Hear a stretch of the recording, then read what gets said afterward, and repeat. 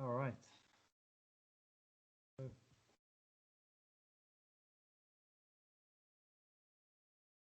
Convert the following complex numbers into, am I going to assume that's okay?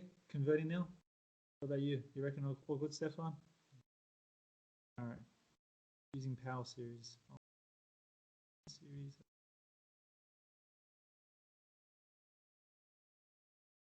Square roots of a complex number. Here we go. Find method 1. Find the square root of 5 plus 12i using simultaneous equations. 5 plus 12i. Okay, so that means a squared minus b squared must equal to 5. Why? Because the idea of a square root is the square root of 5 plus 12i needs to be written as a plus bi, or in that form. So therefore, when we square this side, you're going to get 5 plus 12i equals a squared minus b squared plus 2abi. And then I think what you remember from last week, or if you're just starting to understand this, equate reals and equate imaginaries. So a squared take away b squared equals 5, and then 2ab equals 12. And then literally, b or a, the subject from the second one, there it is. Sub it into the first one. We'll get a squared minus 36 on a squared equals 5. Multiply everything by a squared. Factorize.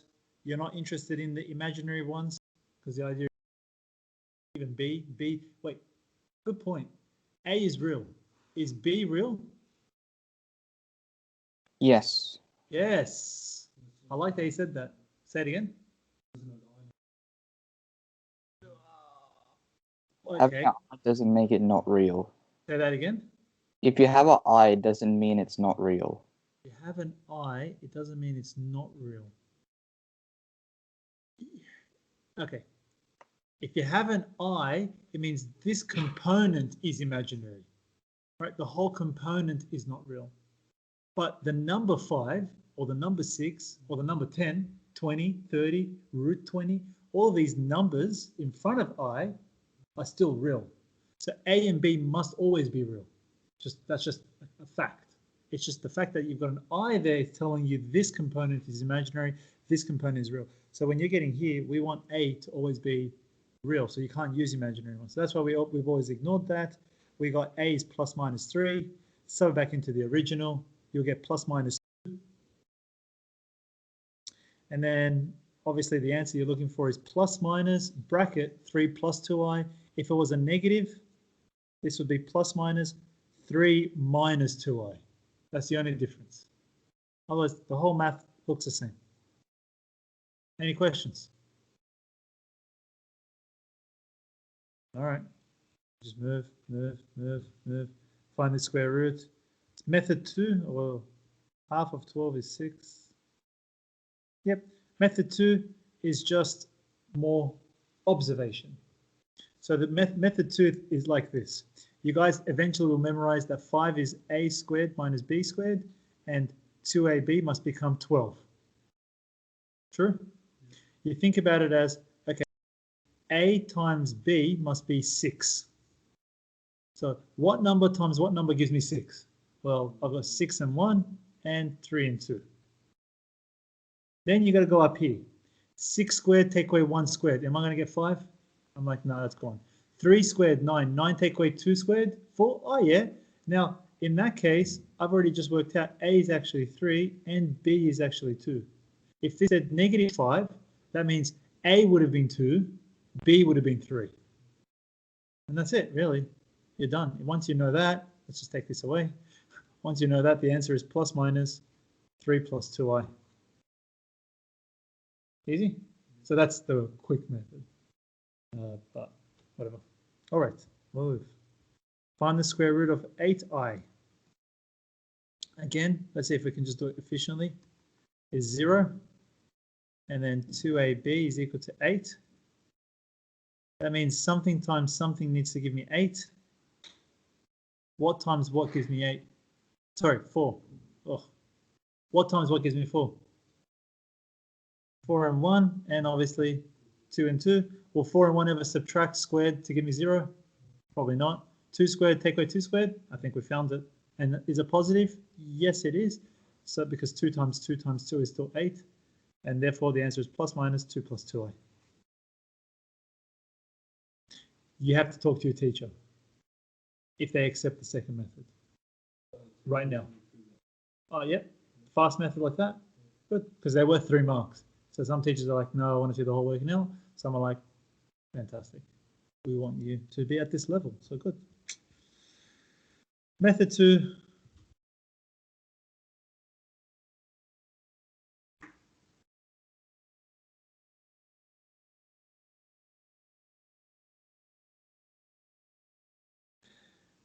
Yeah, fair enough.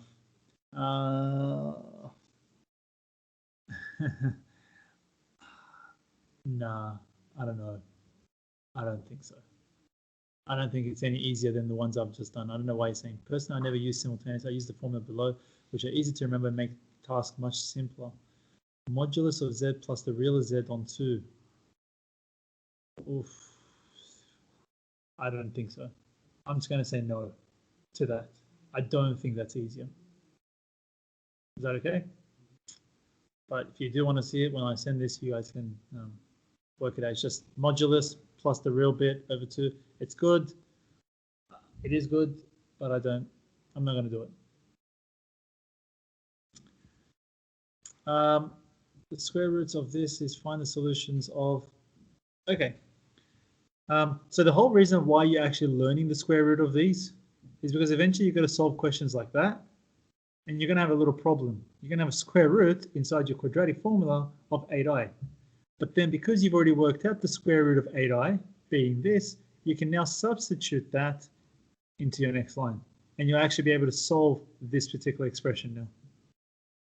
And that's what we're going to do as our next example. So let's see if we can find one. Here it is. Not find here, hence or otherwise. I'd rather not do it as a hence question. I think let's just do it as a solve question. And then you realize you have a little problem, and then you'll have to solve it. Probably worth about 4 to 5 marks as a whole question. All right, solve. So we realize this is a quadratic. So z equals minus b, which is root 2i. All right, that's in front of your z. Plus minus square root b squared, which is 2i squared, because the square root cancels out. Minus 4 times a times c. All over 2. All good? Root 2i plus minus square root. That's negative 2. Let's not rush it. Negative 2, that's negative 4 plus 8i. Please tell me if I've done something wrong.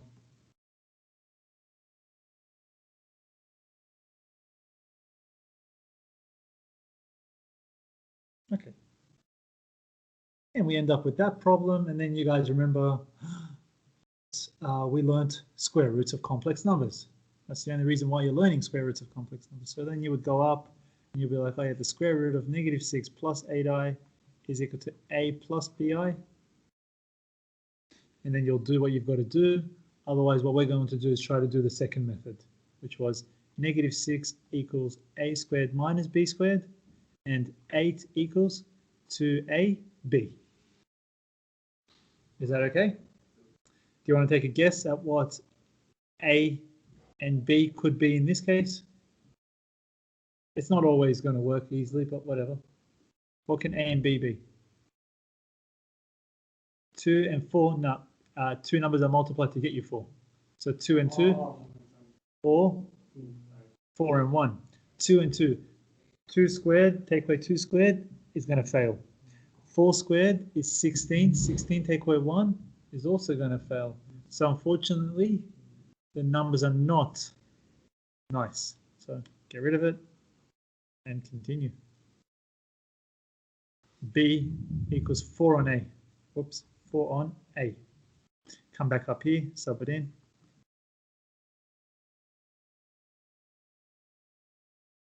B squared is 16 on A squared.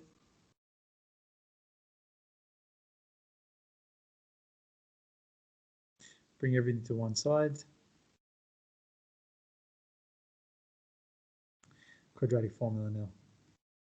Minus b plus minus square root b squared minus 4 times a times c all over 2a.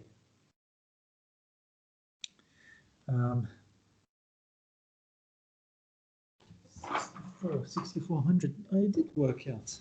What? 34 times 16, 64 plus 36 is 100. Root answer is 10. How come it didn't work in my head? Oh well, maybe it's a fraction, is it? Minus 6 plus 10 is 4. 4 over 2 is 2. Minus 6 minus 16, negative 8. Again, please tell me if I've done it wrong. No, it looks right, because that should be a plus 8, a minus 2. Yep. Okay, you obviously ignore the negative 8 case. True? Ben, all good? Yeah. So a equals plus minus root 2. And then obviously you'll come back up here, sub it in, you'll get b equals to 4 on root 2. b equals plus minus 4 on root 2. Let's make this look a little bit better because I don't like it like this. So we're going to write it as plus minus root 2 plus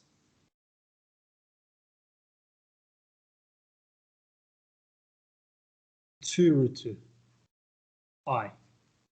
4 on root 2, when you simplify, it should become 2 root 2. And then I. I just did the rationalizing here for you guys on the side.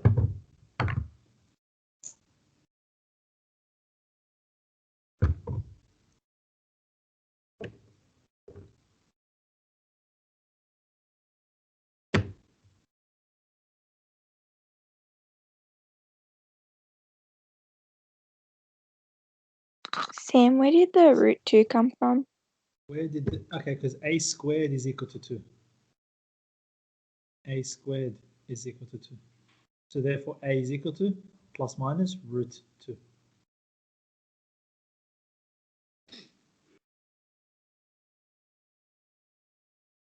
Yes?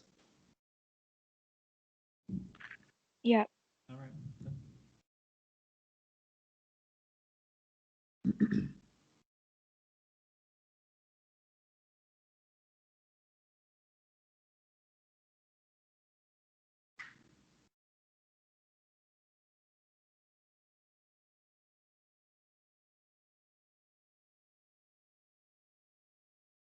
Continue. Then we go back up here. Root 2i plus minus root 2 plus 2 root 2i. Don't write plus minus, right? Just one plus minus over 2. A lot of 2's. Take your time. Okay, here we go. Root 2i plus root 2 plus 2 root 2i on 2, comma, root 2i.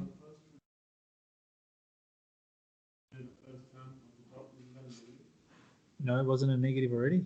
It was negative already. All good, all good, all good, all good. We check each other's work, it's good. Root 2 minus 2 root 2i on 2. All right, literally about to finish. 2 root 2i plus root 2i is 3 root 2i plus root 2 on 2, comma, root 2 take away 2 root 2 is negative root 2i, negative root 2 on 2. Finished. I'll accept it that. If you want to make a at the beginning, b at the end, you can do that. But who said that bi plus a is not acceptable? True.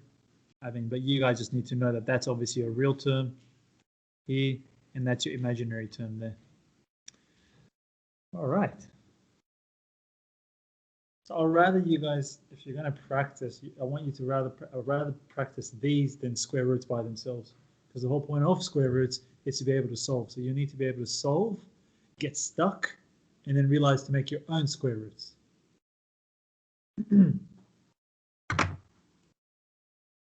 Questions? Or move on.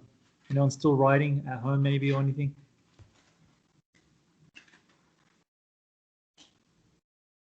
No? We're okay? Okay, let's go.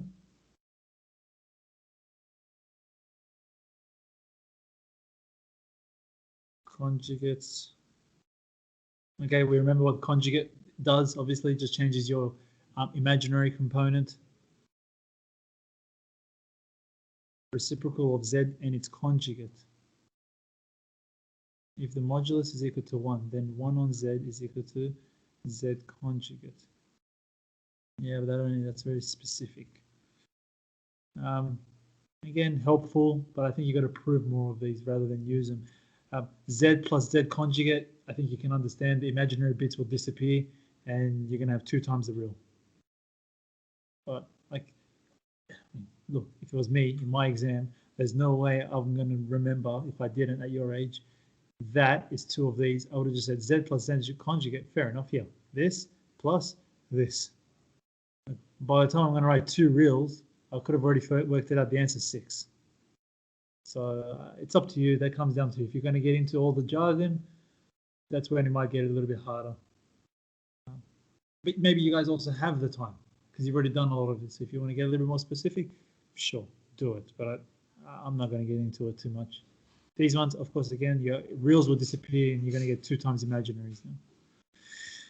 All right.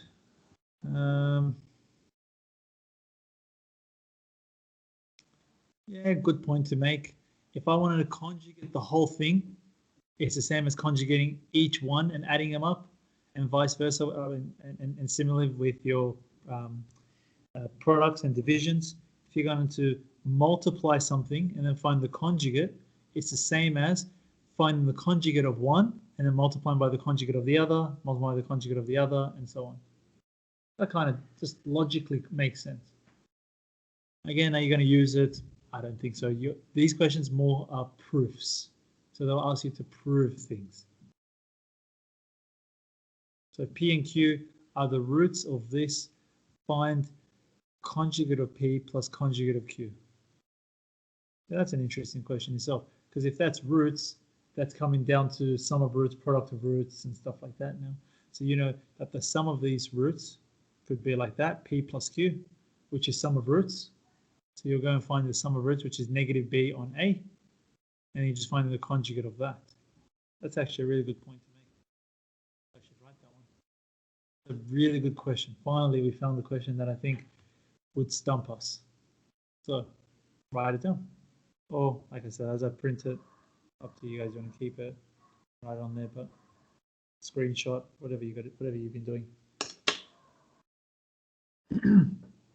Yeah, write it down. P and Q are roots of something. Product of roots. Sum of roots.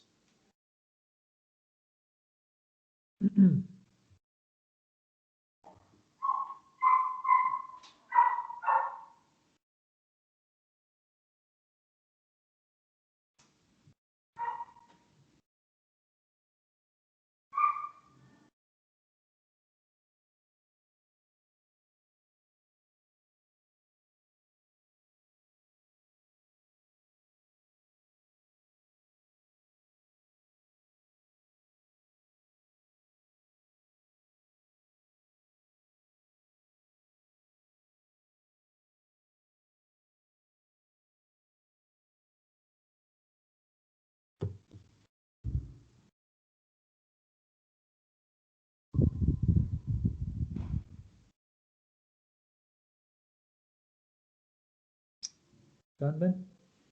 Write it all down? Yep. All right. Conjugate root theorem. Okay. Important. Maybe you guys even remember this though. Write it down. Conjugate root theorem. If Z is a non-real root, if Z is a non-real root, so it's a complex root, that's what I usually say, is a complex root of a polynomial with real coefficients.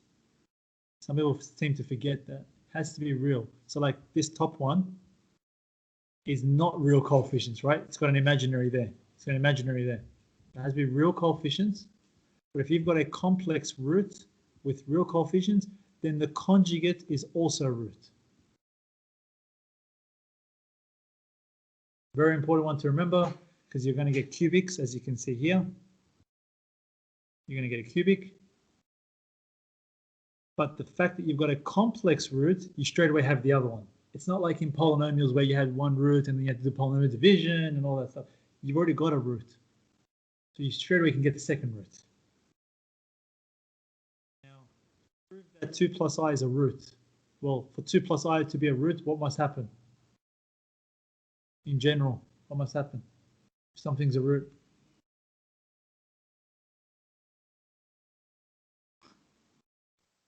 If you sub it in, it should get 0. Yeah, don't overcomplicate it.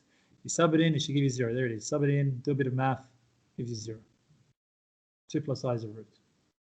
Hence, find the other roots. What's the other root? So 2 plus I is a root. 2 minus I is a root. How are you going to find your third one? What techniques do you guys have now? Division. You've got division, which means you need to write this as a factor. So how would you write that as a factor? Say it. Stop being afraid, you guys. That's a root, so the factor would be x minus. Minus 2 minus I. Yeah, that would be a factor. True. If that's something's a root, that would be a factor. This would be the other factor. So on. But come on, if you want to use this and then use this zx cubed, whatever, minus 3x squared, it doesn't look very nice, right? I think we can all agree.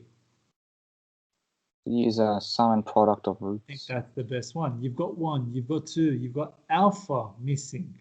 Why don't you just do 2 plus I plus 2 minus I plus alpha? What happens to the i's? Gone. 2 plus 2 is 4. 4 plus alpha must equal to minus b on a must equal to 3. Alpha equals negative 1. Done. That's the best way.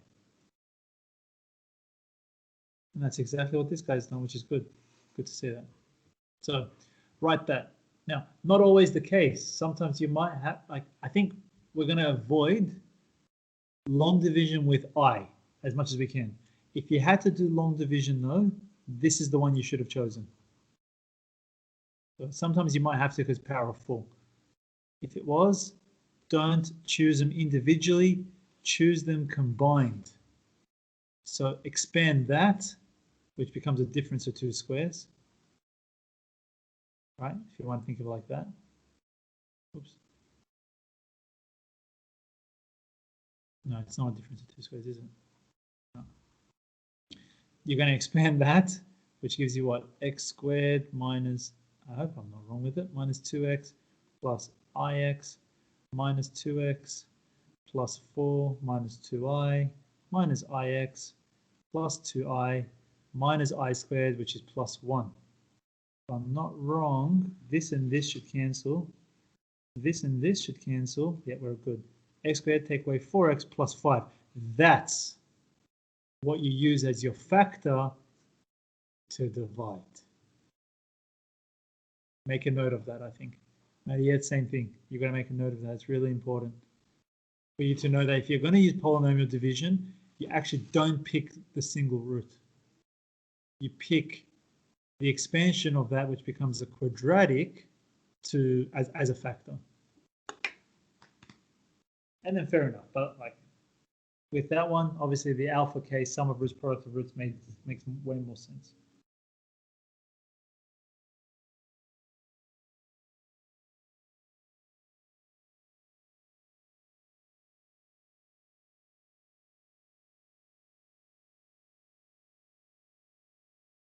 Okay.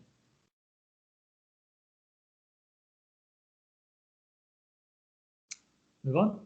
Done. So yeah, you found the root. Blah blah blah. Okay. Very good. And we'll do a few more of those. Prove that 1 plus I is a root and hence find the other root, median. We'll do some of these proofs. See what I mean? Usually it's just going to be prove Z plus this is 2 reals. Well, you just go A plus IB plus A minus IB and then the IBs will cancel out. You're going to get a plus a, which is the same as 2 times real of z, which is 2a. Whatever. The polynomial has real coefficients and z is a root. What quadratic must be a factor of p of z? Okay. Polynomial has real coefficients and z is a root.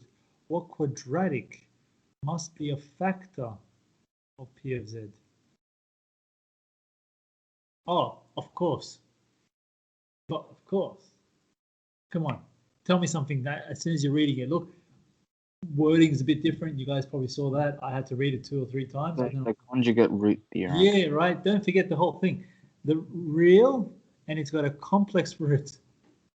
So therefore, the other one is this. And when it says what quadratic must be a factor, what do you think he's done? What I just did above for you guys. He's done x take away 2 minus 3i, x minus 2 plus 3i. You expand that, you're going to get a quadratic, aren't you? That's the quadratic that must satisfy or be a factor of p of z as well. Keywords there, I think, was polynomial, has real coefficients, and then you've got a complex root. All right. All right.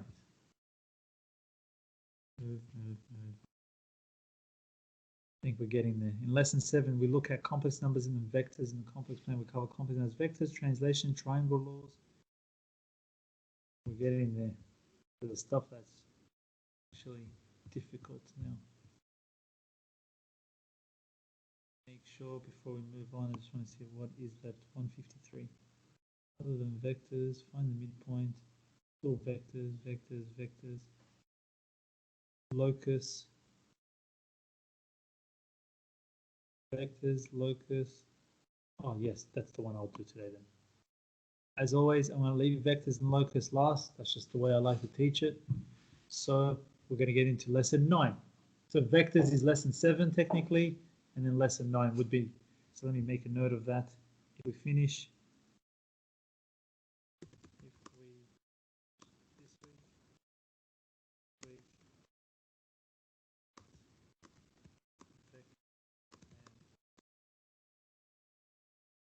For complex, which I know anyway. I thought locus was out of the syllabus. It is for advanced and extension. But it's still an extension 2. Correct. Okay. But don't worry, the extension 1 and extension 2 locus is actually easier than the advanced stuff. So it's not even really locus, it's just algebra. I don't know. It's just a substitution and then you just see it. All right, in lesson 9, we look at De Moivre's theorem. We will cover De Moivre today again and the trig applications. So De Moivre's theorem pretty much says if I've got anything that's written in polar form to the power of anything, then we'll take that modulus to the power and your angles multiplied by the power. I.e., there it is. Yep. And then don't forget, again, in polar form, if 2 things are multiplied, then you multiply the moduli and you add the angles. And if they're divided, you divide the moduli, you subtract the angles. Obviously, if it's in exponential form, you just multiply powers.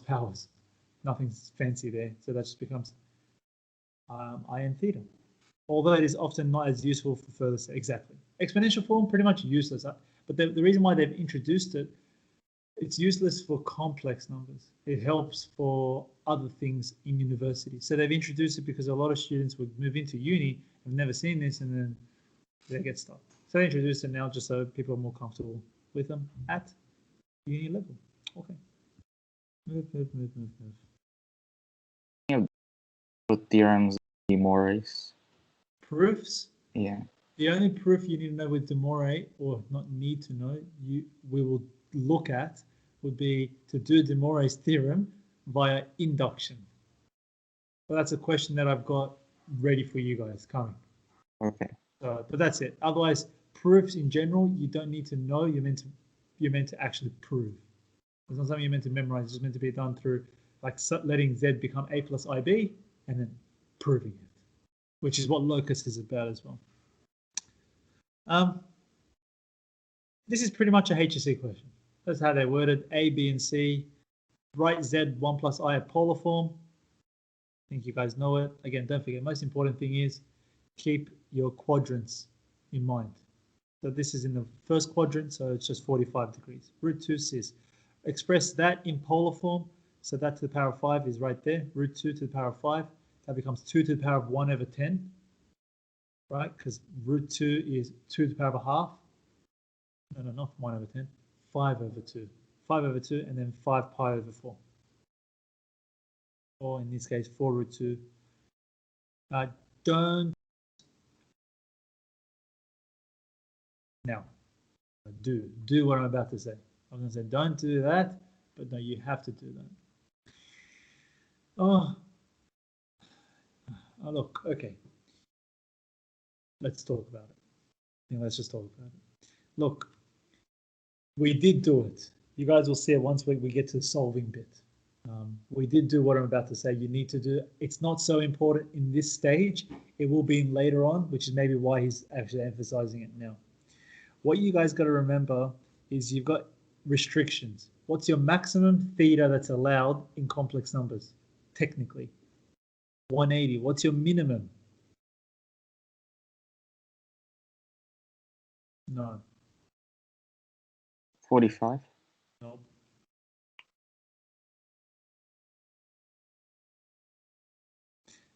-180 to -180. Your domain is actually from -180 to 180. That's why you've got negative. That's why the bottom is just negative of the top. Okay. So if I've got 5 pi on 4, you know straight away because it's 5 is bigger than 4, right? Which means it's greater than 180 degrees. Yeah. Since you know that's bigger than 180, you know that's technically outside of your domain. So what you've got to do, you've got to bring that within your domain again. And that's really it. So how do I bring that within my domain? Well, let's go work out what 5 times 180 divided by 4 is. It is 225 degrees. And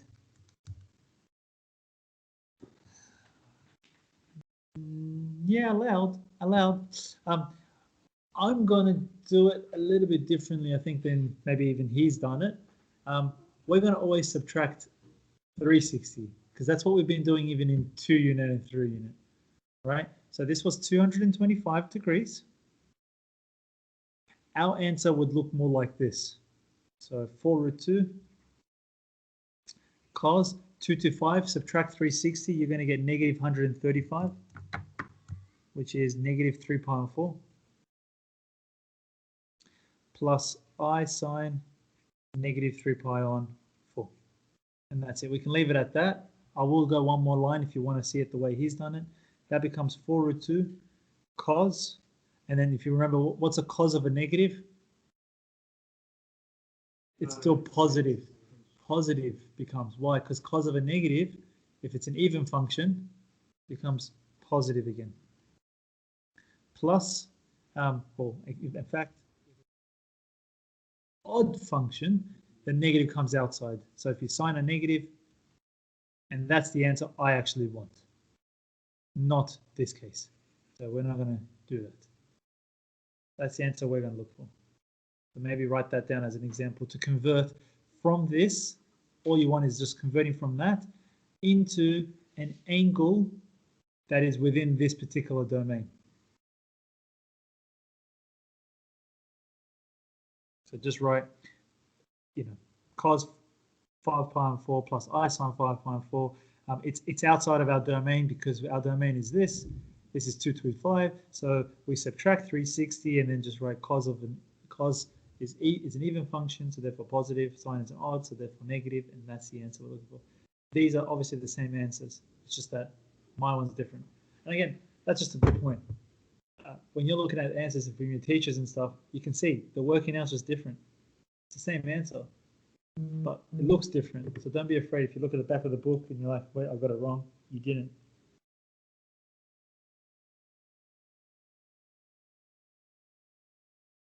You didn't. It's wrong.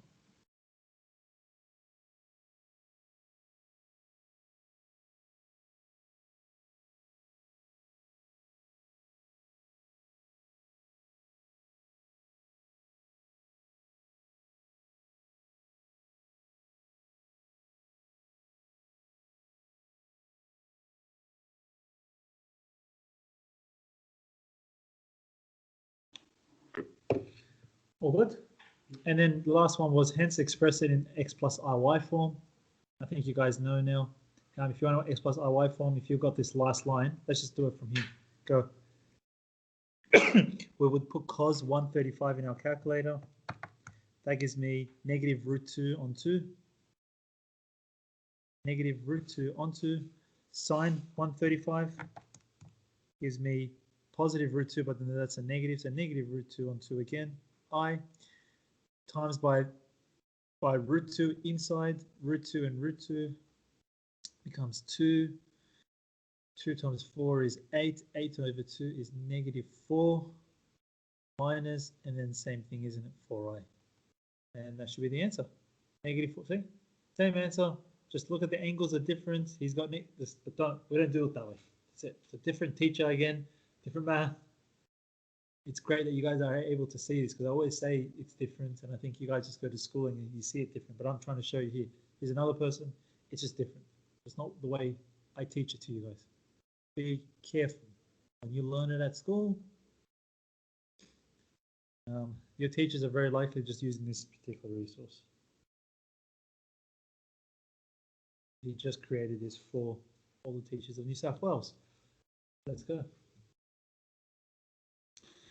Simplify. I think you guys know what you're going to do. Don't expand, right? That's already hard in binomials and stuff, let alone if you're trying to think of expanding that. What you do, you convert this to polar form, convert this to polar form, use de Moivre, and then because they're multiplied, use the rule that you're going to multiply your moduli and add your indices. Angles. And the question says write it in Cartesian. No, it doesn't. It just says simplify. That's 4 marks. But if you wanted to go a step further, don't do that line. Just put in cos 5 pi on 6 in your calculator plus I sine 5 pi on 6 in your calculator. And then again, you'll finalize the answer and voila. All right. Any questions? No. Still all good? You think maybe I should give you guys some work to do, or just to see how you guys are going, or just keep going?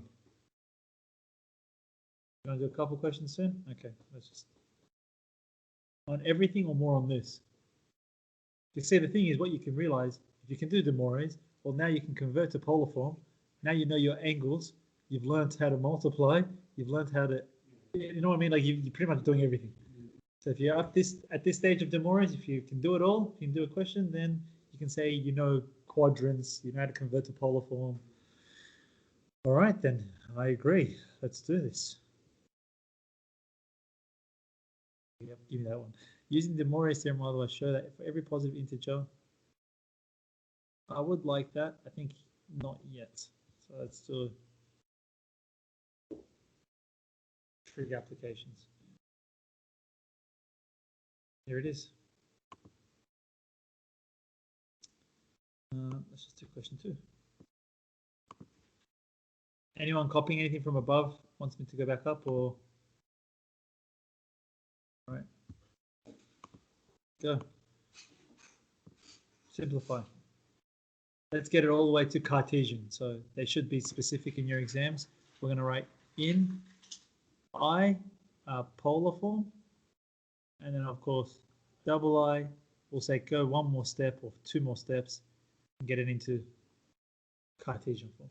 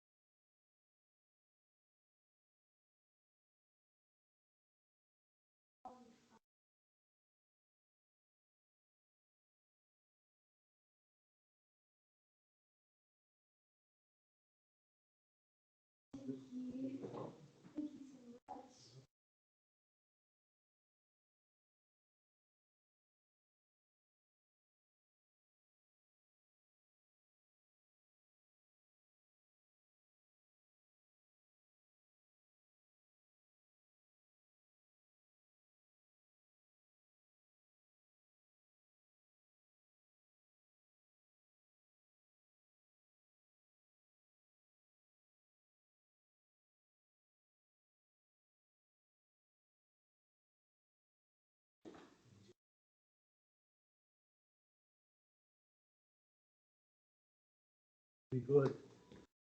Good year. You guys get like 98% in the first exam. I lost half a mark only, so maybe you guys can beat me. Get 100. I lost half a mark because I didn't write by De Moivre's theorem. I'll tell you where you have to write it. All right, let's do this. Let's see. What did you guys get for the first one? What's your modulus and argument? Yeah, like 1 minus root 3i. 2 negative pi on 3. Yeah, fine, agree. Tell me. Oh, that's okay, but you got 2 says negative pi on 3. Just making sure it's right. And then this one should be root 2 says pi on 4. And then power of 2, power of 4. Anyone at home disagrees, let us know. Says negative 4 pi on 3 times 2 says 2 pi on 4, which is pi on 2. And then, of course, 2 to the power of 4 times 2 is 2 to the power of 5. Says negative 4 times 180 on 3 plus 90 degrees is negative 150. Negative 5 pi on 6. Make sure you either use fractions to get that or degrees. Up to you. That's it. That's your answer in polar form.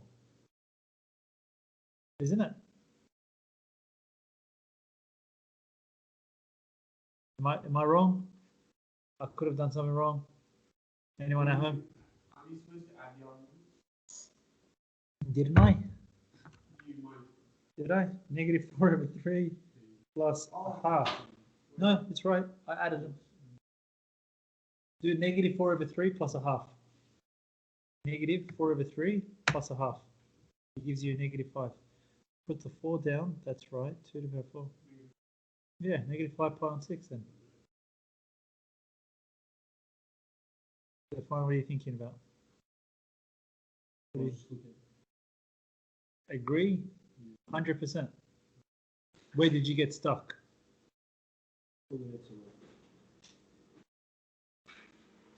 Just a note, folks, right? Yeah. But you don't know. See what you're saying? Because I thought the first part. Yes, correct. This bit right here. Sure. Fair enough. No, okay, fair enough. No, well, you could do that. Yeah, you could do that, but you might as well just have the 4 and 2 in there. With what you're saying, I didn't know if it was right. Will you ever know if something is right? I don't think so. So I think it's really important that you know, now that you're walking into extension 2, there are a lot of things that you're just meant to try. And it's okay to actually get them wrong, but at least try, because in your exam, if you don't start trying now, you're going to walk into your exam, you're also going to look at it and be like, what do I do? Just try. It's okay. There, done. And then, how do I write it in Cartesian form now? Mariette, any questions? Or Anouk? Or Queenie? No. All right, double I Cartesian form, finish it off.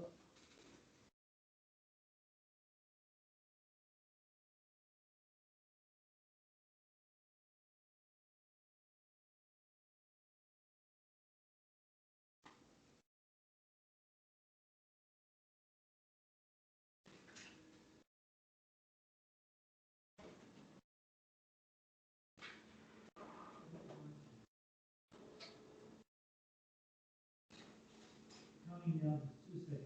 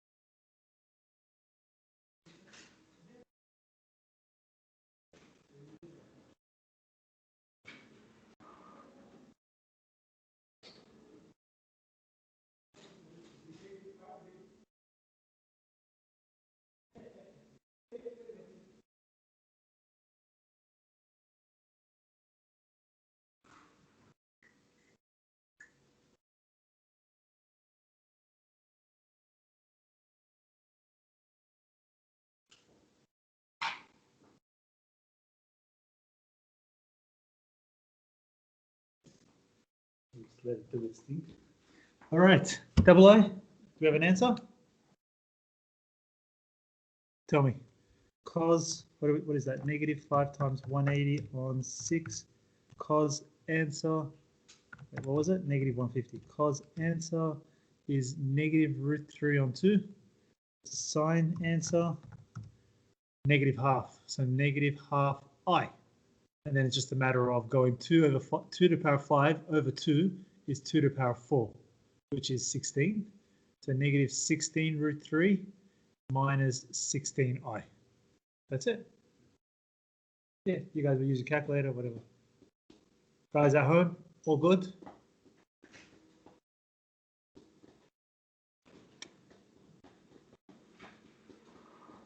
Mariette, you got any questions from how I got from the black writing here to the blue writing? Nope. Nope, done. Let's go. That's good. Good stuff. I'm happy. Let's go back up now. Trig. Sorry. Yep. What are you having problems with? Just seeing it for Okay. 2 ways I did it. You either can look at, because it's a surd, you ignore the surd, and therefore just do 2 over 5, 2 to the power 5 over 2. Or, I mean, you just know your basic index laws, 2 to the power 5 over 2 to the power of 1. 5 take away 1 is 4. So then that just becomes 2 to the power of 4, which is 16. And then same thing with this. 2 to the power of 5 over 2 becomes 16. Whatever you like. Okay. As you do questions now for homework, you'll just be like, yeah, I'm good. The booklet I'm going to give you guys, the questions from the questions are all exam questions. Every single one. Every single one is just HSC questions. So, but I'll circle them in a second. All right. Let's do it. Now we do these ones. Maybe you guys remember these. Trig with de Morey with binomial all combined together with permutations and combinations, right? Technically, Pascal's. Pretty interesting how everything just works together. But here we go. Combining de Morey's and binomial expansion allows us to find links between powers of trig ratios. To make it obviously a little bit simpler, you can use C as cos and IS as I sine theta. It comes down again to you and your math. Sometimes some students go, no, it's a bit harder for them. They actually like to write the whole cos. For some students, they just find it a bit easier to write in abbreviated form. Great. You and your math. No one can tell you otherwise by now. First step, expand. Expand using methods. What are the 2 methods? The first method is binomial. The second method is de Morey's. So if I had a question like this, if I was to expand it by de Morey, you know that it's just going to be cos 5 theta plus I sine 5 theta. Where I get a question usually by some students, they go, oh, how come you didn't do I to the power of 5 here? And I'm like, did we ever do that for de Morey's? No, we only multiplied it the angle by 5. The problem is with binomial, you have to obviously include the I part of your part of your expansion. And that's where the confusion sometimes comes in. So just be careful. The reason why we're not including is because of de Moraes.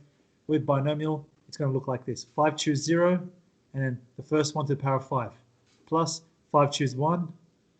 The first one to the power of 4, introduce the next one. Plus, rings a bell?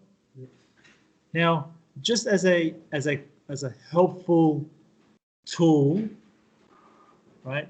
Don't get stuck on it too much because, again, remember, all of this is going to be proving. That's just how it is. In the HSH, it's going to be like this: expand and prove. It's not going to be like it's not something you're meant to know. So what I'm about to tell you, it's good, it helps, but like don't get too caught up on it. First one's always real. The next one's always imaginary. The next one's always real. The next one's always imaginary.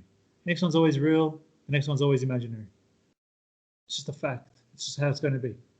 The first one's always going to be positive. The next one's always going to be positive. The next one's always going to be negative. The next one's always going to be negative. The next one's always going to be positive. The next one's always going to be positive. The next one's always going to be negative, negative. So it's good for you to know. It helps. It helps for you to realize certain things. But, like I said, you've got to prove all of these. So if your math is not there, then you probably won't be able to even understand this whole real imaginary concept anyways. So you might as well just spend time working it out. All right, enough with the jazz. You get to this step here eventually. You shouldn't have any i's with powers. So all of your i's should have simplified, like this one, I cubed. You know that it's an I, but it's a negative, so it's a negative I. You know that's an I to the power of 5, but it's an I, but it's positive, so it's just I. Or you just remember everything we did last week with your i's. But anyways, combine your real and real of z. This is your imaginary part of z. And I think, again, if you guys remember, hence find an expression for cos. Cos is real. So that means you're going to have, there it is. You're going to have cos 5 theta becoming this bit. Cos to the power of 5 minus 10 cos cubed sine squared plus 5 cos sine 4. Question said, write everything in terms of cos. What do? Change sine squared to 1 minus cos squared. Change sine to the power of 4 to sine squared squared. Sine squared is 1 minus cos squared squared. And then, yeah, all right, I'll leave that down. I think you guys probably want to copy that down. I will zoom it out there. I might get rid of a lot of this stuff. You just want to keep that top. And, we'll leave the sine squared squared. That is sine squared squared. That's it.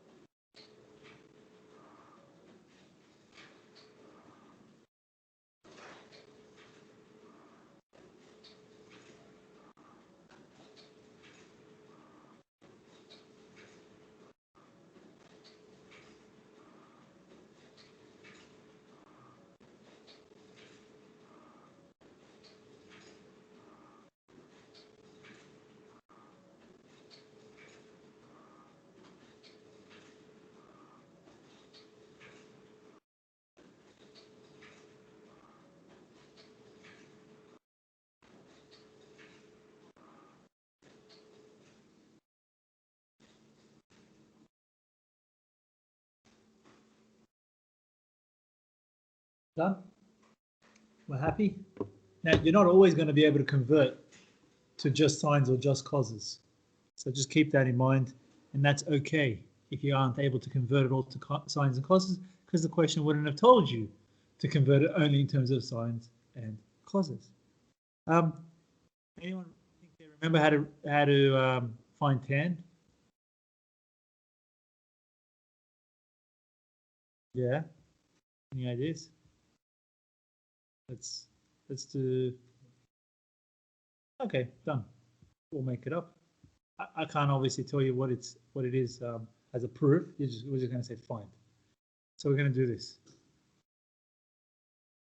using cos theta plus I sine theta as z. So using z equals to that. Find sine 3 theta cos 3 theta and tan 3 theta.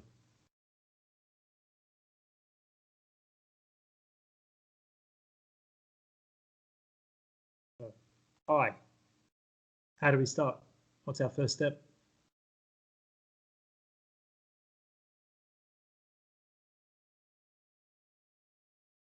Z cubed. Correct. So you're going to go cos theta plus I sine theta cubed. Correct. And then you're going to expand this by a, let's do that, by Demori, by the,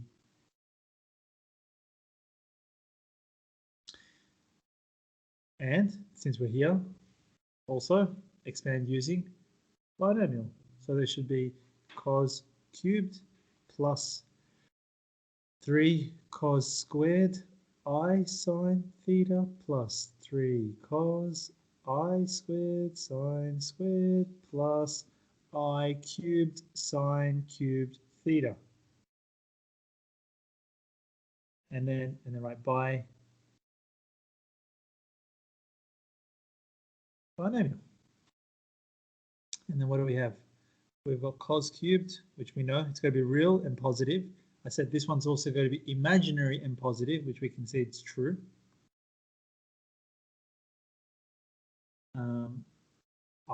I just like to put my eyes at the end for these, only for these ones, because then I can realize which ones are real and imaginary.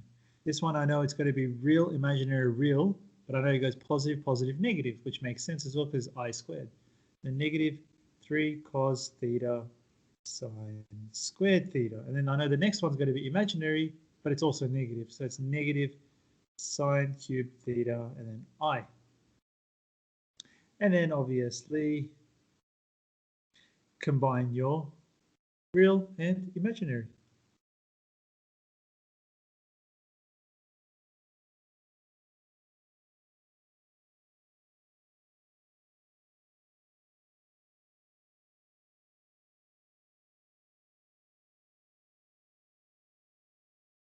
Cool.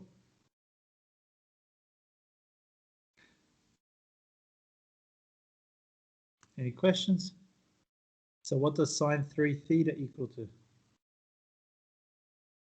What does sine 3 theta equal to?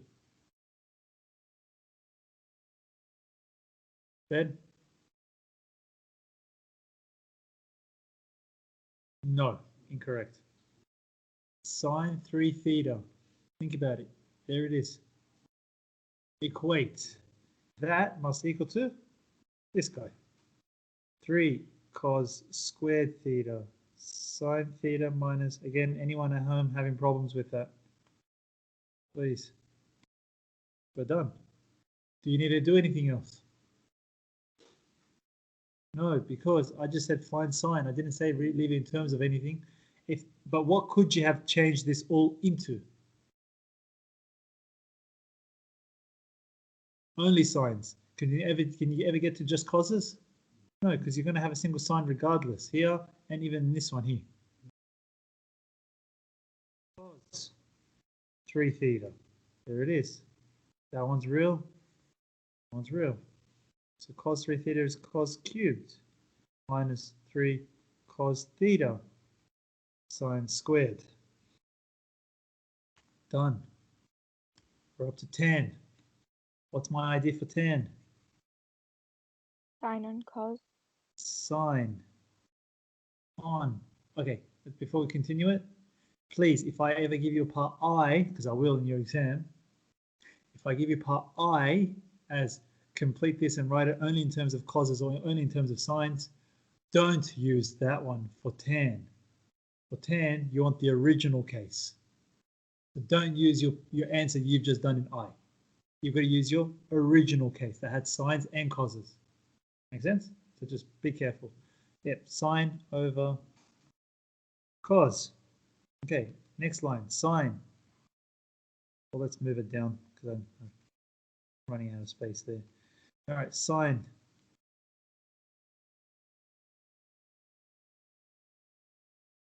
Is 3 cos squared sine theta minus anyone by any stroke of luck, or maybe has just reviewed this work. Remember what you're meant to do as your next line, because you want to have everything in terms of tans.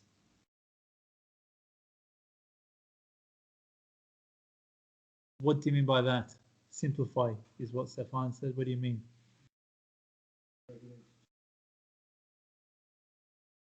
Say it again. Yes. Yeah, but how?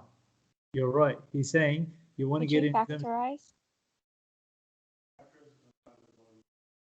Factorize the cos out. Factorize the sine out. From the top, you'd factorize a sine, and the bottom, a cos. I like it. You will get tan. I don't know if you guys can see what Mariette's saying. She's saying factorize sine from the top, factorize cos from the bottom, and you actually will get sine over cos, which is 10. That's 100%. She's right. But we want everything to be 10. Stefan said that means you want sines over causes. Anyone can use that logic, and you have to do something. Let's call it, you got to be creative. Split the denominator. Not. You want them all in terms of tans. If you want all in terms of tans, what your thinking was right. You want sine over cos. So something's got to tell you what you got to divide everything by. Can't just be that. It's not factorized, so get rid of factorizing. I was just trying to tell you, she's right. She's on the right track. Divide by cos. Close. Divide by sine. No, incorrect. Don't say that one.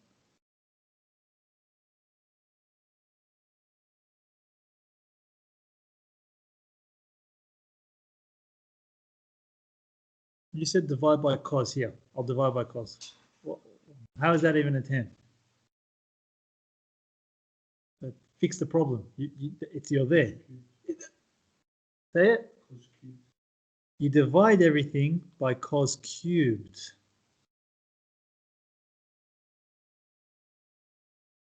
Divide everything by cos cubed. Let's see what happens. What's cos squared on cos cubed? What's cos squared on cos cubed? Cos in the denominator. So then what's sine over cos? That becomes 3 tan. What's sine cubed on cos cubed? Tan cubed on. What's cos cubed on cos cubed? 1. What's cos on cos cubed? Cos squared. What's sine squared on cos squared? That is how we do it. I like that we struggled, but at least we were on the right track. We saw, Stefan, you were pretty much very close. You said sine over cos, but what you didn't realize is the problem with that, there are different powers. So you got to look for the highest one you can divide everything by. The division of cos was right, and there it is now. And again, the creativity is the fact that you got to divide everything by cos cubed. That's it. That's been asked, I would say, more than 70% of the time in the HSC. That's a lot for a question that's pretty stock standard. To be asked 70% of HSC exams, which is ridiculous. Overall, this whole question? No, it's a bit more like 8 or so. Because you've got to do binomial, that's 2 marks. Demore, 1 mark.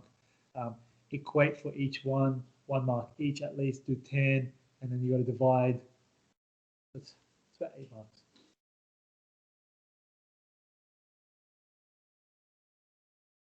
Okay. Done. Any questions? Right. Very good. Very good. Can I copy the last bit down? Absolutely. Go back. So yeah, and that's why you can't, let me just make that point again.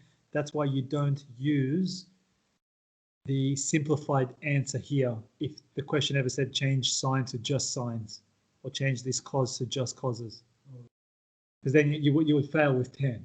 It just won't work. You want it to just be the original version.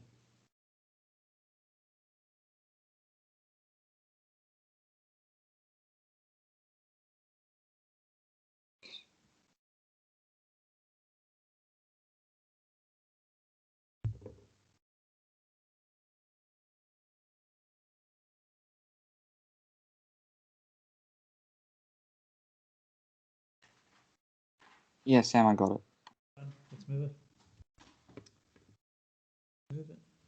Demore. What's after Demore? Yep, complex roots. Remember these guys? So these are the ones where you do have to change the angles. All right. After roots, I just want to make sure. I want to know how much we've got left. Roots of unity. What's this? Appendix, which means we're done. Make sure. Appendix, I'm pretty sure. Yep, done. Okay, good. So yeah, we will do vectors in locus next week. All right. I'm not even going to get into it. I think let's just start with the question with these. There's a little bit of this you want to know. Let's just jump into the original one. More like that. Find the fifth roots of 1. Okay, roots of unity, or not just unity. Unity means 1, unit, right? But it doesn't have to just be 1, it could be anything. So I think we call it more, I think it is still called complex roots of unity, but whatever. It should be solving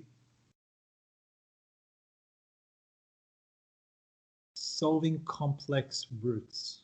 And that would be the best way to say it. So when the question says find the fifth roots of 1, it doesn't mean find the fifth root of 1. It means find the 5 roots of 1. Find the 5 roots of 1. That means z to the power of 5 equals 1. Now, this is a thing that you need to know with this topic. This needs to always be written in, anyone remember? I think you just said it. It needs to always be in mod arg form. So of course, where is 1 in mod arg form? You know 1 is just somewhere here. So it hasn't moved up. The angle is 0. The modulus is 1. So technically, I mean, you could write it like this if you really wanted to, but for now it's an easy one. But just so you guys can get used to it, it should be in mod arg form. Any questions at this stage? Let's call this A, and let's call this phi. You guys remember that letter? The reason why I use A and phi is because I want to keep R and theta for my Z's. R is equal to A, whatever this modulus is, to the power of 1 over N. What do you reckon? What number you think N is? The power, correct. So that becomes 1 to the power of 1/5, which is still 1. Theta, anyone think they remember it by any chance? 2k pi plus phi over N. What does k equal to? 0. There's 1 root, 2 roots, 3 roots, 4 roots, 5 roots. So the theta is, in this case, 2k pi plus 0 over 5. I don't know why people hate this. There are some students that don't get this bit, this 5 roots, but to me, this is super easy.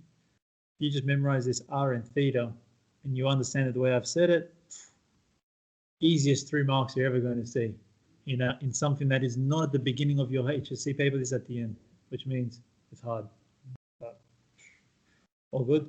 So Z equals, remember, it's got to be in terms of r cis theta, right? Mod arg form. So we've got 1 cis, so I'm just going to write 1 for today. 1 cis, and then again, what's theta? Theta is 0 first. So 0 on 5, which is just 0. 1 cis 2 pi on 5. All right, I'm just going to keep writing the others now. Cis. Mariette, all good with this? You have a question? No, I get it. Yep. And the only problem that we faced, if we remember this, was these two. I said they're outside of our region. We're just going to bring them back down. So 6 times 180 on 5 is 216. Take away 360. Divide by 180. Negative 4 pi on 5. This one's going to give you cis. Negative 4 pi on 5. I'm going to take a good guess. This one's going to give you cis. Negative 2 pi on 5. And these are the same. This could be 1 still. And cis 2 pi on 5. And cis 4 pi on 5. Like I said, I've already told you the most important thing. If you can remember, it's always going to be in mod arg form. Reason why you need that is because you need your phi and you'll need your modulus here, because your modulus for your z is going to be the nth root of that modulus, and then your theta is going to be 2 revolutions of that divided by your n. Easy. Anyone still copying? While we're here, just so I can show you guys this on an argand diagram, because that's been asked a few times and it's good for you guys to see that. Here it is. There's 1. Where's 2 pi on 5? 2 times 180 divided by 5. 72 degrees. Let's call it there. 72 degrees, and that's also 1. And then the next one is 4 times 180 on 5 should be 144 degrees. Yep. 144, that's 90. There. Hi. Nice. Would love that.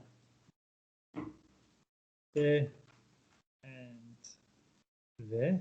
Something like that. And we've got that. Make sense? It's a unit circle. 1, 1, 1, 1. Radius is all 1. And that's just your different angles. 72, negative 72. Thank you so much.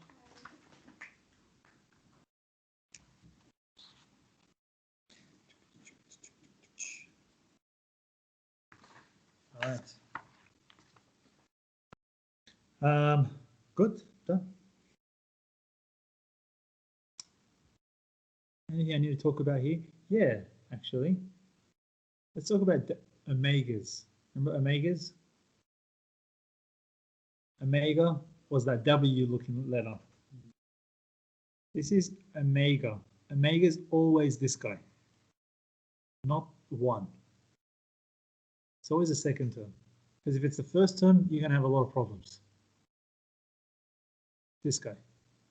All right. So let's just hypothetically say again, let omega be cis 2 pi on 5.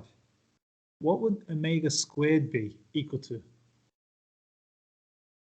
What would omega squared be equal to? Yeah, yes, you're right. You're right. You're right, say it. That's it, 4 pi on 5. I've done this for a long time, I know straight away, if you know what you're doing. So cis 4 pi on 5. Okay, interesting. What's omega cubed then?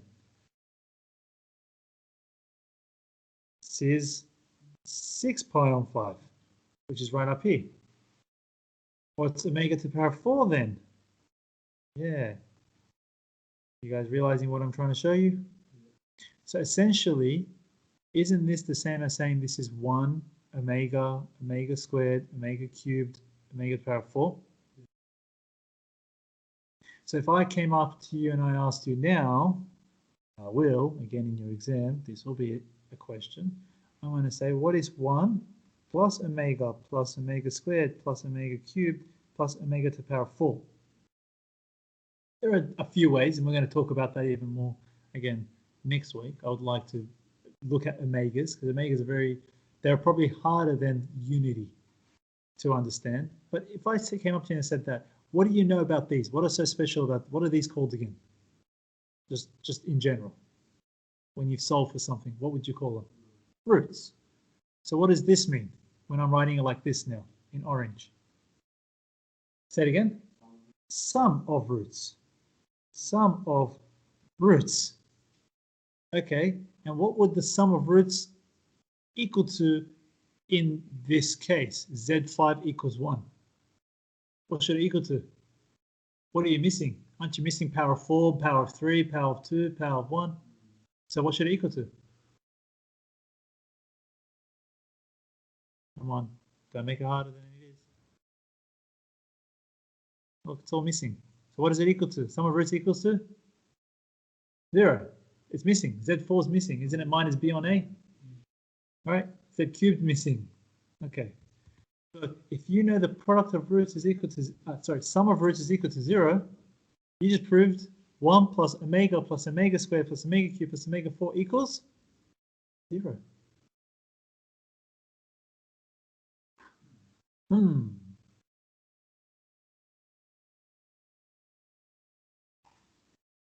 So I want you to write that down, that 1 plus omega eventually equals to 0. We're going to see applications. I'll make a note of that so I don't forget. You guys remind me as well. Oh, bless.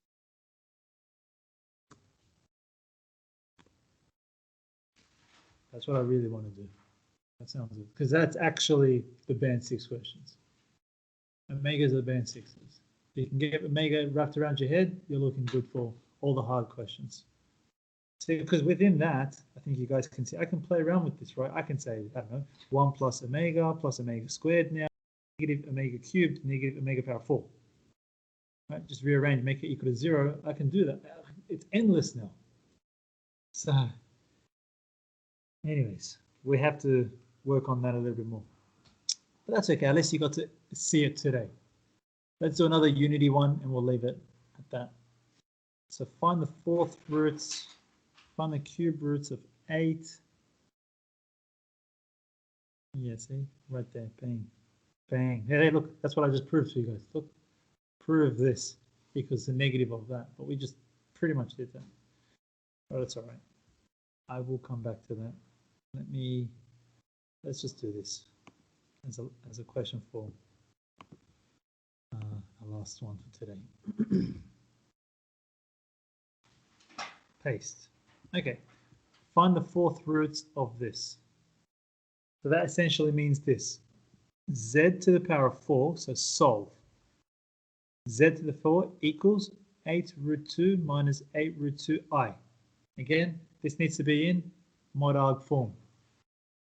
The modulus is 8 root 2 squared times 2, and then root answer is 16. Says B on A is, I think, 1. Yep, so inverse tan of 1 is 45, but what? Whenever you're doing angles, check your quadrants. It's in this quadrant, right? Ah, sorry. It's in the fourth quadrant. No, minus. 8 root 2 minus. So it's negative pi on 4. There we go. Now that we've got that, here we go. A equals 16 to the power of 1/4. Theta equals 2k pi plus phi all over n. K equals 0, 1, 2, and 3. Let's get z out. Z equals 16 to the power of a quarter, which is 2. So it should be 2 cis. When I sub in 0, I get negative pi on 16. When I sub in 1, I get 2 minus a quarter divided by 4. 2 cis 7 pi on 16. 2 cis 2 cis. Okay, when I sub in 2, 2 times 2 is 4, take away a quarter divided by 4 is 15 pi on 16. And last one, 6 take away a quarter divided by 4 is 23 pi on 16, which again is over. Yep, so then we do 23 times 180, or just do 23 on 16, take away 2. If you want to do with radians, right? You either do it degrees, so you subtract 360, or just get that fraction, take away 2, because 2 pi, the negative 9. So instead of that, we write 2 cis negative 9 pi on 16. Quick note, since you just said out of our range, just like with the tan one, as you saw with omega here, sometimes even though these are out of our range, they're not as helpful as the ones that were there originally. Okay, so you got to know both. You can't just go out of our range and that's it, because we wouldn't have got cubed or power if we had used the out of range ones, or the proper ones, I guess. But then these proper ones are useful when you get to polynomials. In fact, the Z5 is our biggest one we're going to work on. It's huge. There's a lot of things in there, so we got to work them out. But otherwise, these are as hard as these ones get. They're just more knowing modarg, and then good. All right, leave it there for today. Let me send homework. So let's just stop the recording because we don't need all that now.